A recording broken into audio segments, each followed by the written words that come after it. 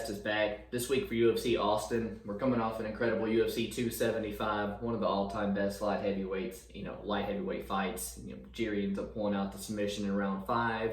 You had Weili retiring Joanna, a couple other nasty knockouts, Savannah Gomez, Jake Matthews, and you called it Mahachete, round 1 knockout over Steve Garcia. And I think yet again we see how much better the crowds make these fights. And luckily, even though we got a fight night, man, we're heading to Austin. We got a live crowd this week and a phenomenal slate of fights. Calvin Kattar taking on Josh Emmett in the main event. And then veterans rescheduling in the co-main event there. We got Cowboy Cerrone taking on Joe Lauzon.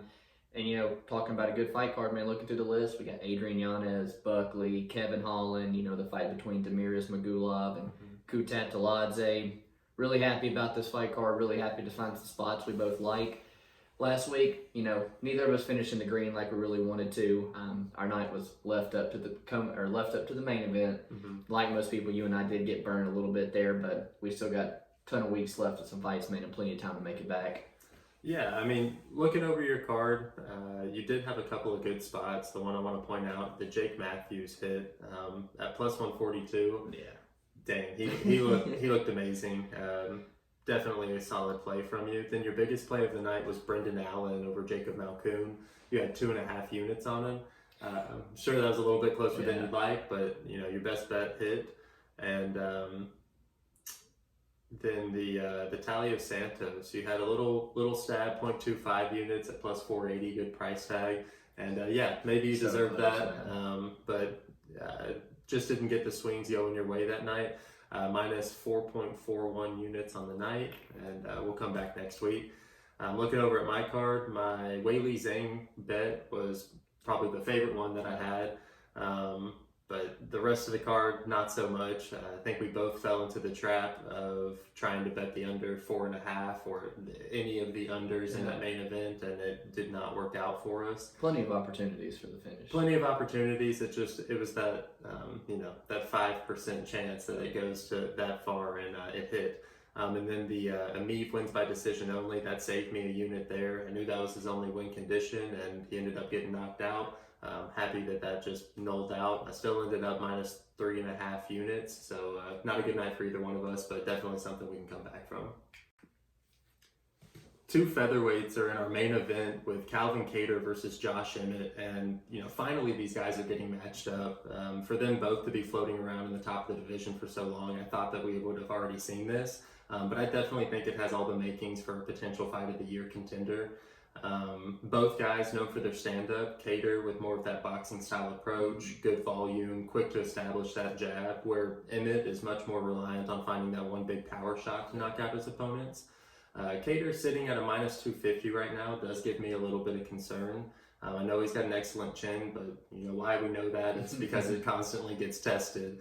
He gets hit a lot, and he's facing a guy with the biggest power in the division, like literally knocks people stiff. So if you know that he's hittable, his best win condition is on the feet, and he's going up against one of the hardest hitters in the division, I don't think that there's a plus EV edge at 71% implied odds long term.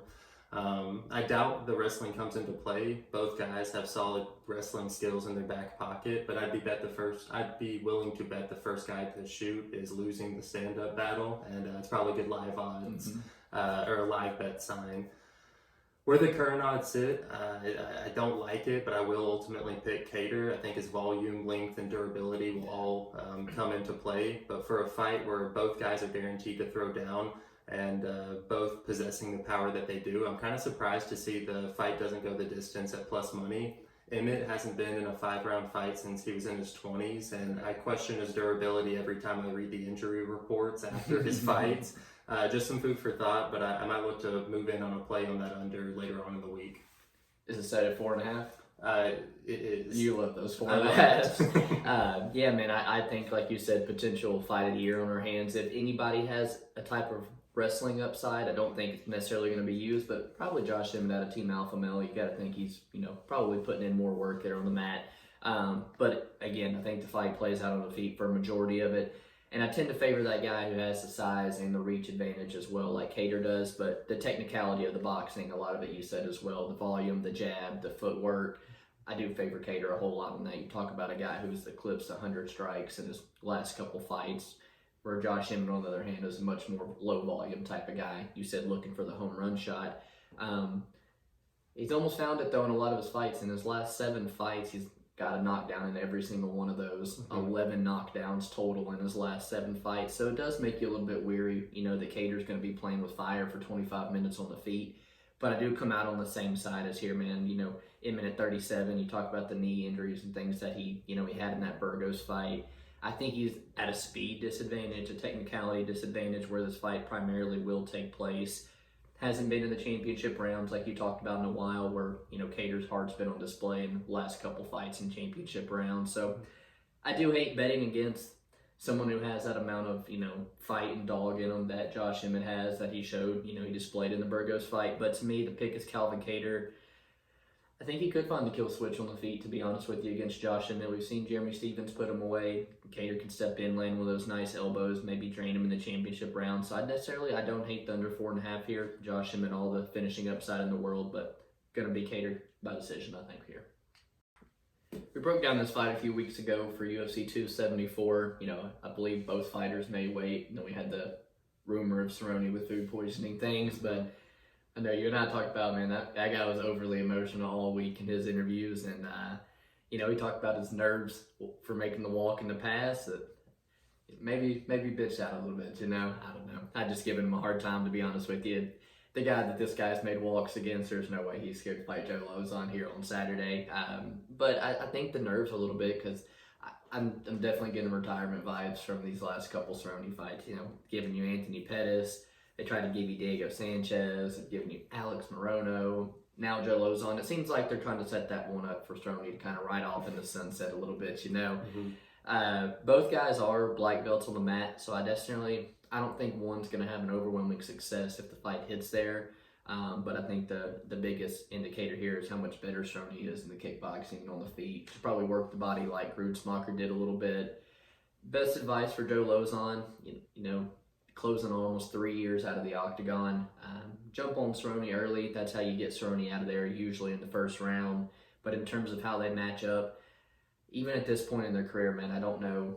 There's a time that Cerrone loses this fight. So I don't really want to lay minus 175 on Cerrone, who's looked awful lately. Cerrone's going to be the pick, though. So, certainly not the fight I would have chosen to be the co-main event, but, a couple of legends here. And I know, like you said, we recently broke this fight down, and I had the same feelings as last time, and maybe even more so after those shenanigans that Cerrone pulled. I think Cerrone would win if this was a technical kickboxing match. Each guy got to bounce around and take a shot, or take turns throwing shots, but it's not going to be. And I think we know what to expect out of Lauzon at this point in his career, with 3 of his last 4 wins out of in the first round. He's going to give you 5 minutes of hell, and if you can survive that, the fight's yours.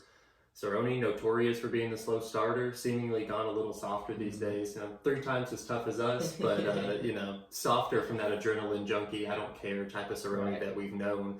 Like you said, much more open with his mental struggles pre-fight, not wanting to go out there, the throwing up, and it's kind of become his identity to show that even though he's had this many fights, he still deals with this and that. And I like hearing it from a fan's perspective, but as a betting perspective, like that's a complete red flag. So I don't really see that dog in Cerrone like we used to, and it seems like he has to get hit a few times for him to bring it out in a fight. And Lauzon's not going to give him that opportunity to wake up.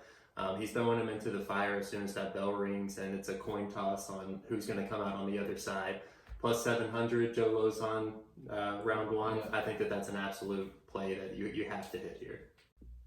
My fight of the night takes place in the welterweight division between Kevin Holland and Tim Dirty Bird Means. I actually thought Tim Means would be a decent dog at the beginning of the week, but the more I looked into this fight, it just seems like a nightmare matchup for him, man. Means, he isn't getting any younger, and his game isn't really developing enough at this stage for him to make up for this huge step in competition that he's taking here. Or step up in competition that he's taking here. His last 3 wins over Starpoli, Mike Perry, and Dalby look decent on paper, but I don't think any of those guys are in the UFC anymore. The last time he's fought anybody with even similar skills to Holland was D-Rod or Nico Price, and he got finished in both those fights. I see defensive holes in Means' striking game, and Holland being under 30 years old still, I think that he's going to be able to exploit him, and he has enough experience that I don't even think that Means, being the veteran here, comes into play at all. Holland has 10 fights at in the welterweight division, and nine of them were wins, all of them coming inside the distance. I think his frame and power at 170 pounds, this is his true weight class, and he's going to flourish here in the UFC. If it, it wasn't even until he was fighting the top 5 middleweights that he started having trouble with the grappling, so I don't think it's going to be a problem here. Now all of his opponents are just as skinny as he is or significantly shorter. Here I think Holland's just bigger, faster, younger, and we're going to see him roll on Saturday. I'm going to come out on the same side of you, man. I remember a couple weeks back seeing Tim Means tweeting about this contract he signed for a fight, and he says this one's going to be fan friendly, and dude, you're going to have to agree. This one's going to be fun, man. Holland's the second time back at 170 after going on that tear at 185 last year. And again, to me, probably happy that he's got someone, a little bit smaller and not going to be going out there shooting 100 takedowns on him the way Brunson, Vettori were. In terms of the wrestling, though, I'm not even going to go out and say that Kevin Holland is outmatched on the mat against Tim Means. I 100% think he's a better black belt, has the jiu-jitsu and submission edge. And, I've seen him scramble with some good guys, man. So, I think he can hang with Means 100% on the mat. And people saying Means has this massive wrestling upside, I'm just going to have to disagree, to be honest with you. He has looked decent lately. He's been on a good little tear, won 4 of his last 5. I know a lot of the opponents lately really haven't held that much weight, but he pretty much does the same thing to you, man. Puts that grindy pace on you, the veteran pace, so clinch you up, make you hold his weight on the cage, dig to the body. I know he's been spending a lot of time, as a wrestling coach, I believe, for a high school, so looks like he's trying to add some, some other wrinkles to his game late. Again, I'm going to side with Kevin Holland. My only hesitancy is the fights where Kevin's a favorite, man. There's just plenty of moments where he doesn't really look like the favorite. He lets his ego get the best of him. With Buckley, I know he finishes, but who hangs out in the pocket just, dodging shots and letting him glance off his hands? I mean, that was just sketch from start to finish. You have a split decision win over Darren Stewart as a massive favorite. You lost to Brunson, a no contest with Chris Daukaus as a -200. Kyle Daukaus as a -200. And then even Cowboy Oliveira, you end up with your thumbs up in a rear naked choke at the end of round 1. So there's just always sketchy moments for Kevin Holland. That's my only worry backing him at -240. But yeah, I won't be shocked if he goes out here and puts 10 Means away. I think he's a better fighter. For my fight of the night to talk about, I'm going to go with Damir Ismagulov, take on Guram Kutateladze. Not your common household names, in MMA, but and if you're a fan of the sport, this is going to be a very good fight between 2 very good prospects. With Guram, though, a lot of love for a guy who's only got 1 fight in the UFC. He does have the debut upset over Mateus Gamrot, but it was Mateus' debut as well. I don't think it's the Mateus that we're seeing on the tear right now. But looking back, it is a damn good win regardless of how you really scored that fight. Kutateladze switches levels with his kicks beautifully, loves to throw him to the body. And I thought his takedown defense looked very good, man. And when he did hit his back, immediately was scrambling, was very hard to control. And if Gamrot did control him, he wasted a lot of energy. He had to put a bunch of chain wrestling techniques together to finally get the takedown. So he makes you work if you're going to get it. He's trained with Kamzat for a long time. Even I think Topuria brothers and things are on his Instagram a little bit during this layoff. But 2 years dealing with some injuries, visa issues. Jumping back into it, Damir is a very, very tough opponent to come back to. You're probably going to hear it a ton this week for this guy. He is a real slept-on contender for the division, but, almost like Colby Covington coming up through the ranks, when you have lack of finishes, they just don't propel you up the division as much. But when you really look at who this guy has fought, man, he's been tested against some other prospects that the UFC are very high on, like Joel Alvarez, Thiago Moises, and Rafael Alves, and who is an absolute handful in round 1 for anybody that he's going to fight. Damir, man, super surgical on the feet, very patient, good counter striker, and he hardly ever gets hit. You did see him get hurt a little bit in the Alves fight, even get put in Alves' patented guillotine early, man, but he stayed calm, worked his way out of it, composed himself, wound up on top. The guy sets everything up behind this beautiful jab, and I think if there is somebody who has a grappling upside here, it's going to be 100% Ismagulov, and I think he's got a much better controlling style than Gamrot had on the mat. for what it's worth in scoring the past couple weeks, especially in Texas with these kind of judges we've seen in Texas. But grappling upside definitely goes to Ismagulov for me, man. He's been training out of Tiger Muay Thai and American Top Team, which is a much better training camp this time than he had last time, in the middle of COVID and things like that. So if it's on the feet, man, he's too fast, too sharp, too technical, and I'm big on Damir here. Yeah, I mean, I think it'll be, like you said, it's kind of like the hardcore MMA fans fight of the night for sure. I think that it's going to be extremely close. I mean, Kutateladze, regardless of how you saw that fight, he's going to a split decision with a guy who's headlining a card against Arman Tsarukyan in a few weeks. Right. It's I don't even think that it's a step up. I think we're just going to see a very similar fight play out where it's going to be extremely close. Damir, like you said, does have those advantages, and the much more controlling style is going to play a factor. With him having 2 years off, I know he's still only 30 years old, but that's a tough fight to come back to. So I like Damir as well, and good luck to your bet. My fighter to watch is going to be Jeremiah Wells. I wanted to highlight him because I think it's his chance to kind of make up for that goof in his last fight. If you haven't seen it, he starts the fight trying to run around the octagon, and he trips over the fence. And even though he went on to win that fight, I see it pop up on my timeline like every month since it's happened. Just a real goof. But I do think that he is a legitimate prospect in the welterweight division. I think as he moves up the ranks, his size will give him problems at only 5'9". But as long as the UFC continues to give him this level of competition, I think he's going to be able to produce some pretty good highlights.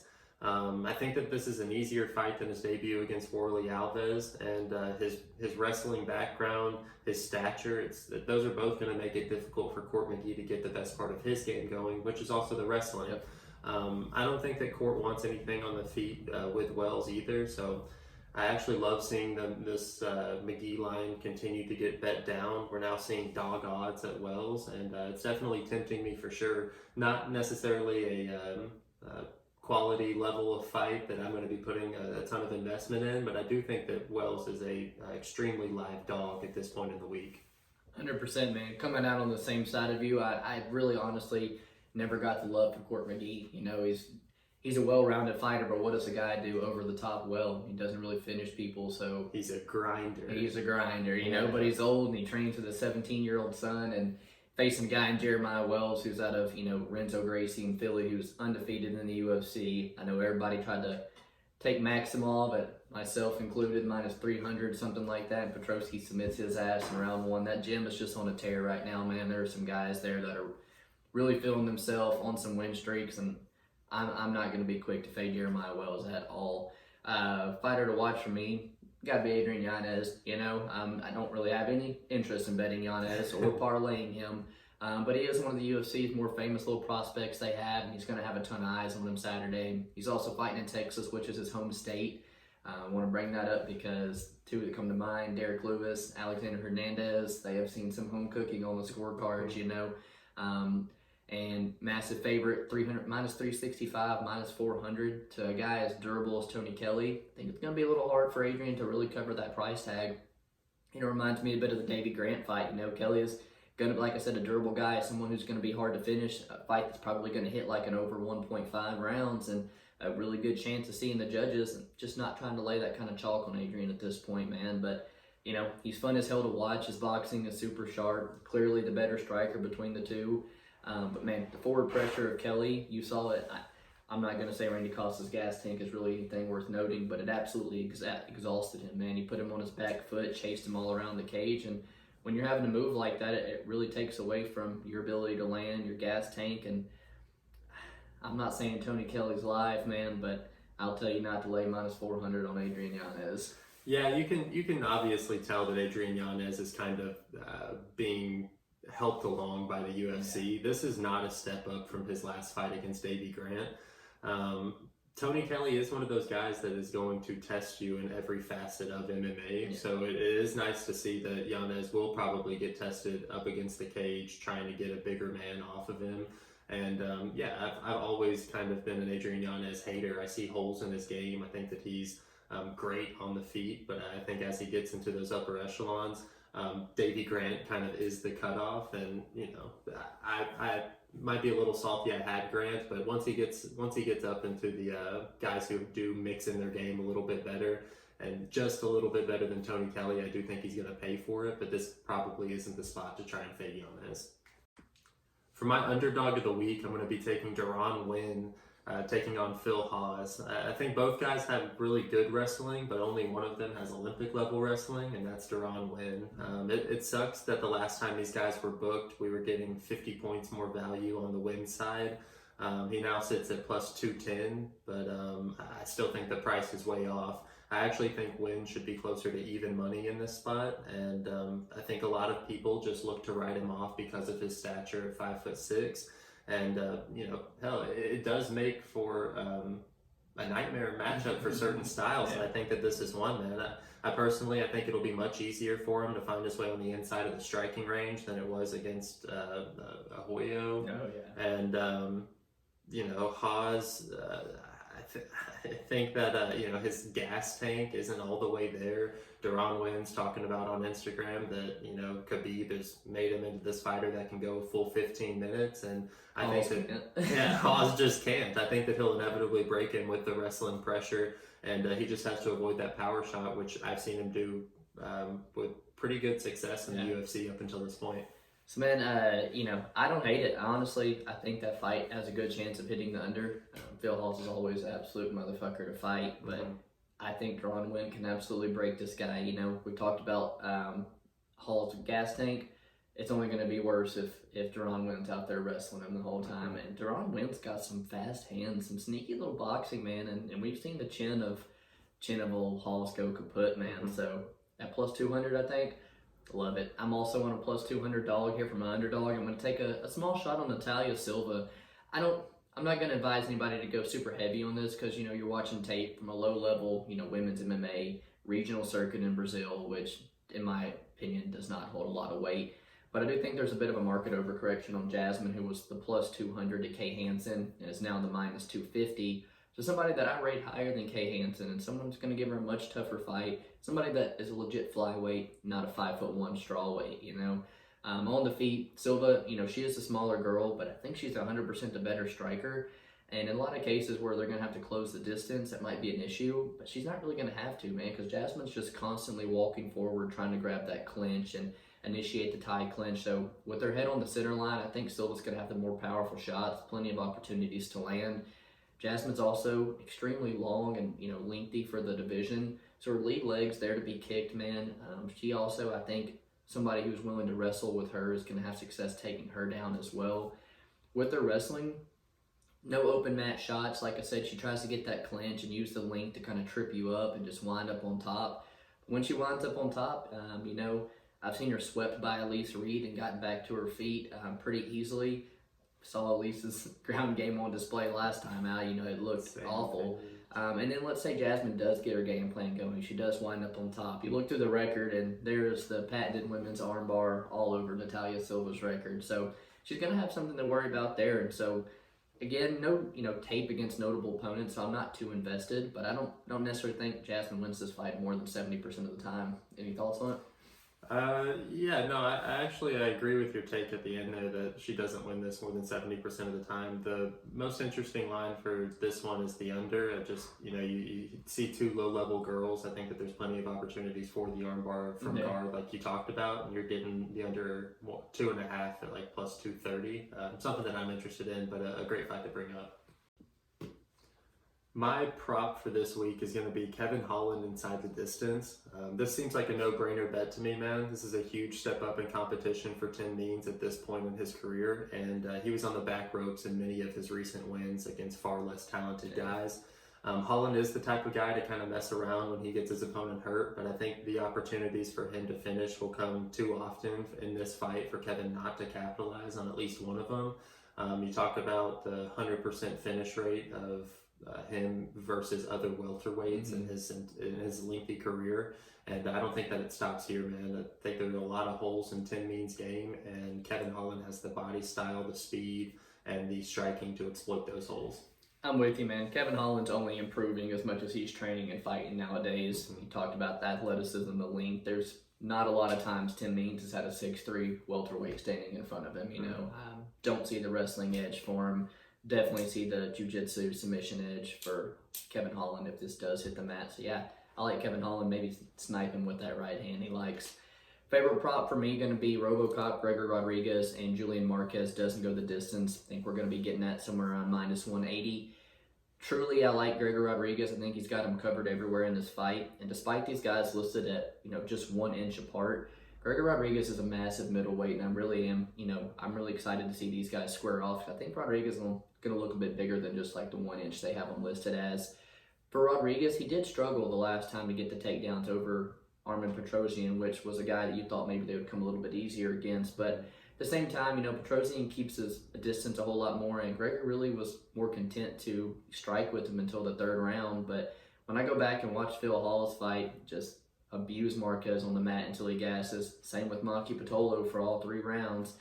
I just feel like the takedowns are going to be, too easy for Gregory to come by, and when I look at Marquez as well, he's going to engage in the type of fight that's going to give, a little bit like the Iron Turtle. They're going to engage. He might get hip tossed around, end up on bottom, but he is a motherfucker on the feet, man. He's finished 100% of his fights throughout his career, but I just don't necessarily know how much of a fighter. I really highly rate him. His wins since joining the UFC: Darren Stewart cut, Alessio Di Chirico's lost 4 of his last 5. Only reason he's around still is because of the Buckley head kick. Pitolo cut. Sam Alvey, worst losing streak, on the roster, somehow still has a job. So, he's fought the bottom of the barrel, and now he's getting a big step up here in RoboCop. It was actually a short notice for RoboCop stepping in here. I think the coaches see basically everything. So, RoboCop has the finishing upside on the feet and on the mat. And then you look at every one of Marquez's wins, it's inside the distance. So, I think at -180, good price tag there. Okay, so for my best bet of the week, probably would have been Kevin Holland, but I feel like we've covered him enough this week. It's actually going to be Albert Duraev here as a parlay piece. I think that the UFC's kind of, they've given Buckley a couple more chances after that Impa Kasanganay knockout. They were really giving him fighters that fit his style, with Jordan Wright, Alessio just coming off that head kick knockout, and Antonio Arroyo.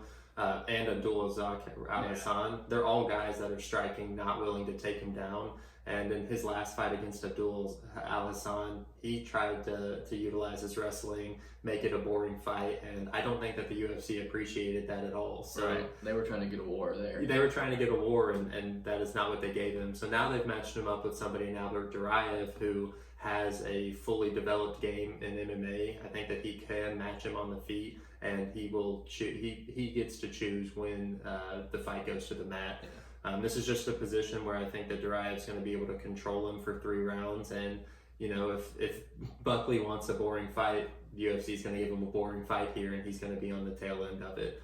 I'm all in on Albert Duraev here. I'll probably end up putting him in a parlay later on in the week. I like it, man. I think you can honestly just ragdoll Joaquin Buckley, but Buckley is crazy on the feet. I know the one hesitancy for us, we backed Duraev in his debut with the gas tank in round 3 was a bit sketch, I do recall. So that's my only hesitancy there, but yeah, I think he's a much better fighter than Joaquin Buckley, who's knockout or bust in my opinion at this point. Best bet for me, I'm going to jump back to my fight. I'm 3 units deep on Damir Ismagulov at -170. A little bit more why I think Damir is the best bet. Kutateladze, he's coming off of a 2-year layoff. That alone, not really in his favor. And Damir's not somebody that's a good matchup for you to get in there and kind of shake your rust off. The fight, I think, is going to primarily take place at kickboxing range. If anybody's going to have the wrestling upside, it is Ismagulov. A lot more control time, I think, if you were to find him on the mat than Gamrot. But on the feet, it's where both guys are best. I'm still going to favor Damir. I think he's very defensively responsible. He doesn't take a lot of shots. And it's going to take somebody, like I said, with speed, like Rafael Alves, to kind of cause that slip up. If you're going to try to stay at range, tactically outpoint Ismagulov, I think you're going to have a hard time doing so. I think he's just more fundamentally sound than Guram is. He's got a very good high fight IQ. And Guram, I think the guy threw like 14 strikes with his hands in the fight with, our boy Mateusz Gamrot. So like, he's throwing all these kicks, and he's throwing all these kicks against a primary wrestler. So I think that's going to, again, give people an opportunity to take him down as well. Much better training situation this time for Damir as well. So yeah, most confident bet for me. I got 3 units on him. Moving on to our quick pick section of the night, we'll start off the night with Phil Hawes versus Cerrone Wynn, and I'm starting off the night with an underdog. I've got Cerrone Wynn here. I think that his wrestling's going to shine in this matchup, and love an underdog to start the night. Talk me into it, I guess, man. We'll start it off with plus 200 Cerrone Wynn. Heck yeah. Staying at 185, Kyle Dawkins taking Kutateladze. The guys fight just so similar, and in a fight that I think takes place in a lot of clinch and grappling, Roman's strong. Plus 180. Give him another dog. Wow.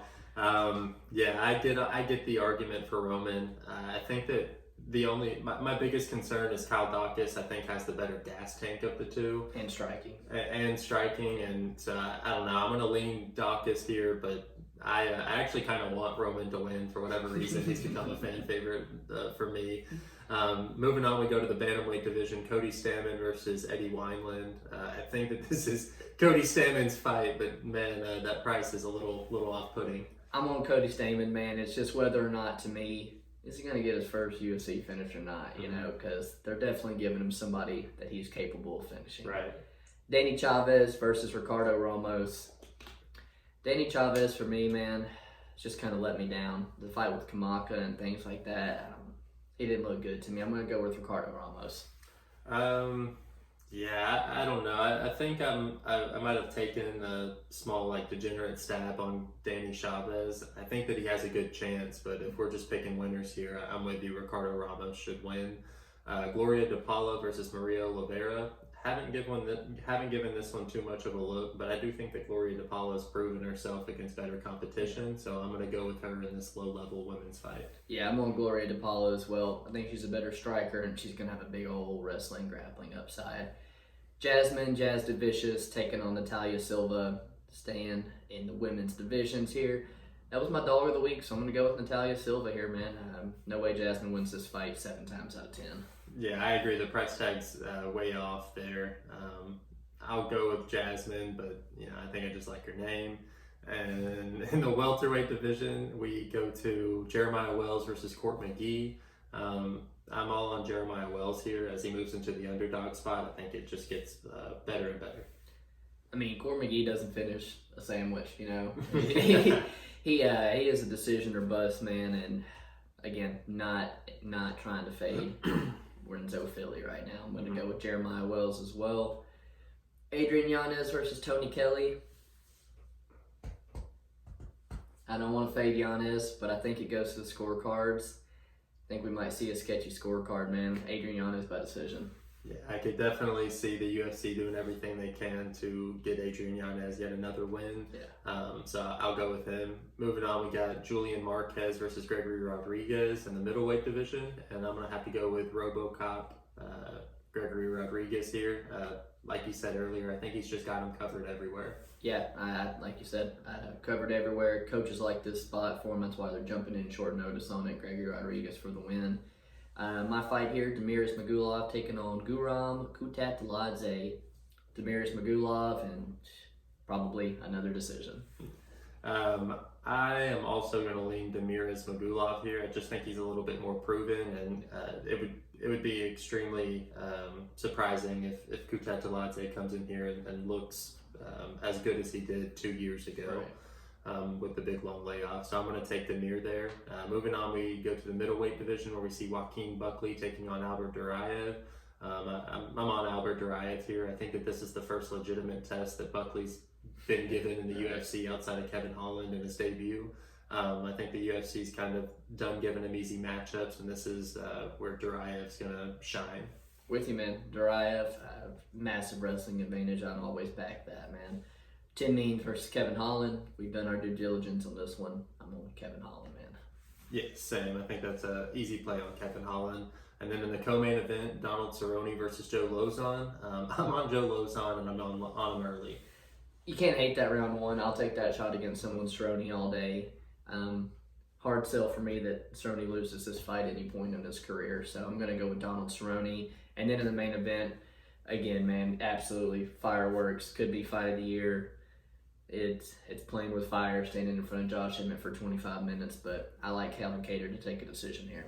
Yes, I'm gonna agree with you. I'm also on Kattar here, but not want to be happy to lay the price tag on. Yeah. Appreciate you guys hanging out with us. We got 14 fights on Saturday. Big fight card. Hopefully they stay together. UFC is really treating us here in Austin. I'm a big fan of a ton of these fights. Appreciate you guys tuning in. Make sure to like, comment, subscribe. We'll see you next week. Peace.